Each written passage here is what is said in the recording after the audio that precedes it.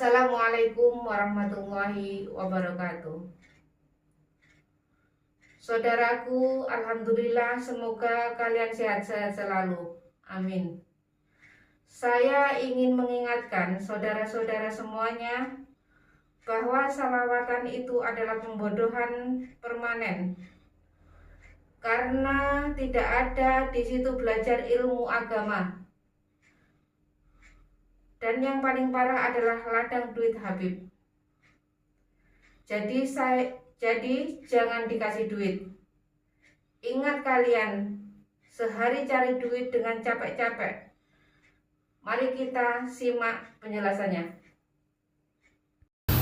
Terima kasih. Dalam konteks bersolawatnya, kita memang tidak boleh melarang orang siapapun untuk bersolawat. Gak boleh. Dalam konteks bersolawat. Tapi dalam konteks penyajiannya, itu yang harus kita rubah. Kenapa saya ngomong begitu? Karena begini, apa yang tadi sudah dikatakan oleh Gus Mar ini memang benar. Solawatan-solawatan yang diadakan selama ini sama sekali tidak pernah membawa budaya dan seni-seni yang ada dan yang dikembangkan oleh para leluhur kita. Padahal leluhur kita ini, mereka semua ini adalah orang ahli yang orang yang ahli dalam bersolawat. Yang kedua, saya menginginkan solawatan-solawatan yang ada di daerah ini dimotori oleh pemerintah. Maaf, nuansanya tidak Arabi. Nuansanya kalau di Jawa ya harus Jawa. Harus Jawa. Dan itu harus dibawa. Pemerintah harusnya yang peduli dengan ini. Selama ini kan Arabi. Yamani Malah Yamani. Kalau nggak ada Habibnya itu nggak bisa katanya. Nggak bisa begitu dong. Kalau ada solawatan, contoh ya, ada daerah mengadakan umpamalah Cirebon bersolawat, itu harus ada Habibnya, nggak begitu. Harusnya pemerintah memotori bahwa yang hadir di situ diutamakan adalah para masyayikh yang ada di Cirebon, bukan Habib. Sekarang kan kalau solawatan nggak ada Habibnya, dianggap tidak afdol, nggak bisa begitu. Malah solawatan itu, forum itu akan menjadi sesuatu yang sangat afdol ketika kita mampu menghadirkan dalam forum solawatan itu masyayikh kita. Dan yang memimpin solawatan itu adalah masyayikh kita. Itu akan lebih afdol. Satu. Yang kedua, unsur kebudayaan lokalnya terbawa dengan menghadirkan masyayikh di situ. Contoh begini. Ketika kiai hadir di solawat dengan menggunakan sarung, baju koko, dan peci hitam, itu sudah menghadirkan budaya lokal. Bukan pakai jubah. Bukan saya melarang orang pakai jubah, bukan. Yang kedua, syair-syair yang dibawakan di sholawat semuanya itu, mohon maaf, kalau burdah atau maulid Barzanji, oke. Tapi kadang-kadang itu tim sholawatnya membawakan syair yang sama sekali itu bukan burdah. Sama sekali itu bukan maulid Nabi. Satu contoh, saya pernah menemukan begini. Ketika saya pengajian di satu daerah, dibarengkan dengan tim sholawat. Itu tim sholawatnya menyanyi ini. Syairnya itu marartu ala diyara layla. Ugabbilu dhal jidara walal jidara. Wa ma hubbud diyar syafaghna qalbi walakin hubbu man sakanat diyar. Nangis, saya tanya, ente nangisin apa? Ingat Rasulullah. Ya ingat Rasulullah, jangan bawa syair itu. Itu syair bukan burdah atau bukan maulid Nabi, bukan Madhkur Rasul. Itu syairnya Kais kepada Laila. Marartu ala diyar, saya melewati sebuah rumah. Dan itu rumahnya Laila. Lalu kuhadapkan dada ini kepada rumah itu. Ketika aku menghadapkan dada ini kepada rumah itu, orang menyangka kalau aku suka dengan rumahnya. Padahal sesungguhnya aku bukan suka dengan rumahnya, tetapi aku lebih mencintai orang yang ada di dalam rumahnya. Itu syairnya Kais kepada Laila. Kok ditangisin dibilangin, ingat Rasulullah dasmu, saya bilang. Ini gara-gara apa? Gara-gara apa? Gara-gara forum-forum bersolawat itu sama sekali tidak pernah menghadirkan masyayikh kita. Sehingga apa? Masyayikh kita yang lebih paham tentang keilmuan solawat, kita tinggalkan. Akhirnya kita salah dalam memahami solawat. Salah dalam memahami solawat dalam segi bacaan. Itu Jadi saya anjurkan kepada pemerintah daerah, kalau mau mengadakan sholawat silakan, tapi yang memimpin masyayikh kita. Karena masyayikh kita jauh lebih memahami esensi sholawat, jauh lebih memahami keseluruhan makna sholawat dari syair-syair yang dibaca. Kalau kiai masyayikh kita pasti akan menganjurkan membacanya maulid nabi, sholawat dan madhur rasul, burdah. Nggak ada syairnya kais dibaca, itu nggak ada. Kalau perlu nggak usah ngundang Habib lagi lah. Kalau perlu nggak usah ngundang Habib lagi, Habib itu nggak bisa apa-apa. Berusak. Iya kan? Habib itu nggak bisa apa-apa. Iya kan? Nah, sekarang kalau Habib umpama, satu contoh saja, saya tanya sufi itu apa? Nggak akan pernah bisa jawab yang namanya Habib. Karena itu ilmunya orang santri, itu ilmunya pesantren. Makanya ada seorang Habib yang bicara sufi, salah semua. Disangkanya sufi itu soal fikih. Lutfi bin Yahya. Salah benar cuman. Tasawuf.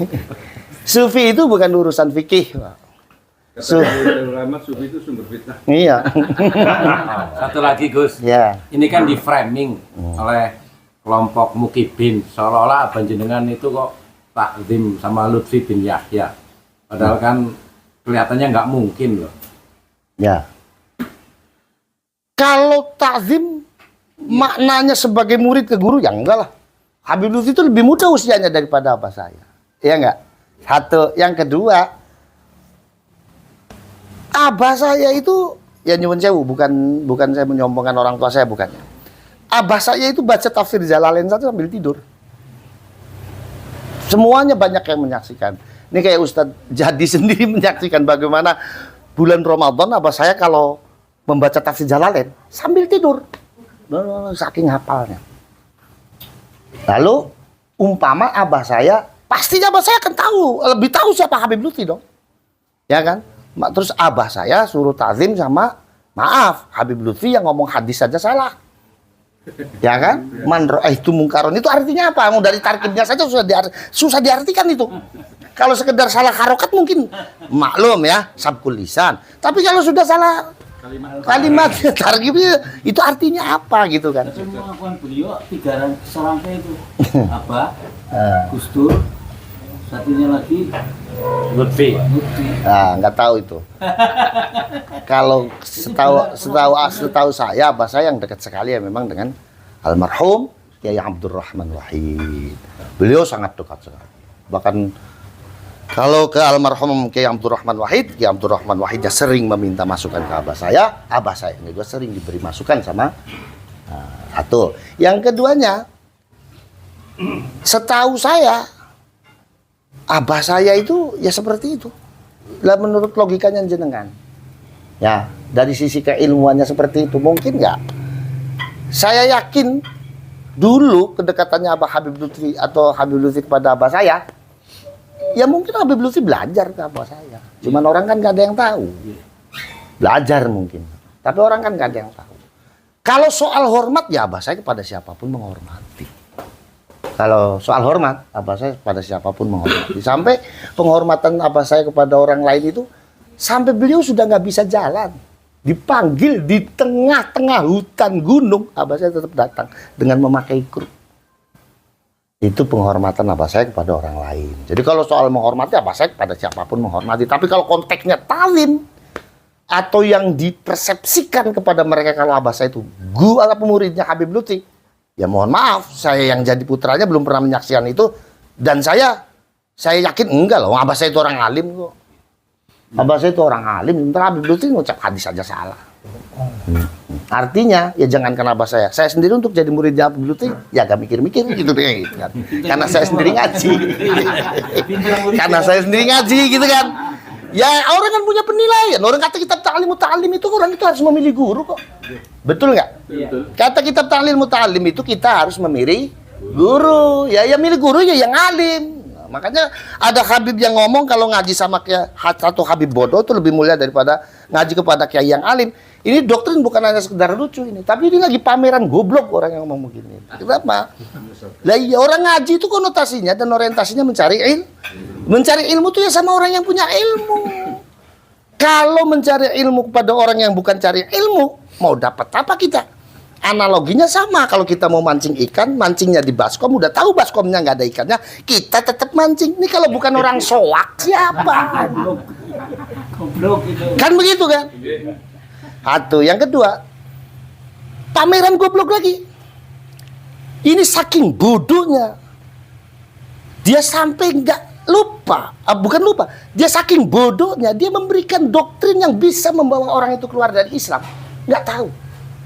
Contoh, ada Habib yang ngomong kalau ada Habib yang bisa mi'raj 70 kali sehari. Kalau masyarakat percaya, dia tanggung jawab di akhirat. Karena orang yang percaya dengan doktrin itu keluar dari Islam. Kenapa? Karena orang yang percaya dengan itu berarti mempercayai adanya mukjizat bisa dimiliki oleh selain Nabi dan Rasul. Nasnya Allah mengatakan bahwa mukjizat itu hanya ada pada Nabi dan Rasul. Kalau ada orang yang selain Nabi dan Rasul punya mukjizat, wajib tidak percaya. Isra Mi'raj ini adalah bagian dari mukjizatnya Allah yang diberikan kepada Rasulullah Sallallahu Alaihi Wasallam. Satu. Yang kedua, kalau ada orang ini yakin dengan doktrinnya Habib itu, berarti dia meyakini ada orang yang istimewanya seperti Nabi Muhammad selain Nabi Muhammad. Dosa dan ini keluar dari Islam. Kafir. Nggak tahu itu, dia ngomong seenaknya aja. Ya kan? Kalau orang yang alim mau ngomong salah tuh mikir-mikir. Kalau orang alim mau ngomong salah, mikir-mikir, bos. Saya salah. Itu nggak mikir loh dengan enaknya ngomong. Yes, kalau saya ngecap ini orang nih, goblok aja belum. Nah, orang kan goblok dulu baru pinter. Ini goblok aja belum. Ini goblok aja belum. Begitu. Katanya bahkan Kanjeng Nabi belajar nahwu kok, Gus. Lah, iya, itu ada lagi yang baru tuh. Kanjeng Nabi belajar nahwunya sama Habib. Ya lucu ya, la ilaha illallah. Ini ya. Makanya kita ini nggak apa-apa. Jadi orang goblok nggak apa-apa. Yang penting jadi orang sebelum goblok jangan. Seperti itu, sederek-sederek sekalian. Jadi kesimpulannya tidak usah lagi mengundangi Habib gitu. Nggak usah lah, nggak usah. Muliakan masyayikh kita, muliakan ulama kita, karena ulama kita jauh lebih alim daripada Habib. Dengan mendatangkan ulama kita, mendatangkan guru kita. Dengan mendatangkan guru kita, jauh lebih berkah daripada mendatangkan orang yang sama sekali tidak punya sanad apa-apa dengan kita. Tidak punya keterkaitan sanad apa-apa dengan kita. Begitu. Pak Bupati itu, gak usah undangnya Habib lagi. Amin. Ngaten nggih? Oke, betul. Nggih, monggo.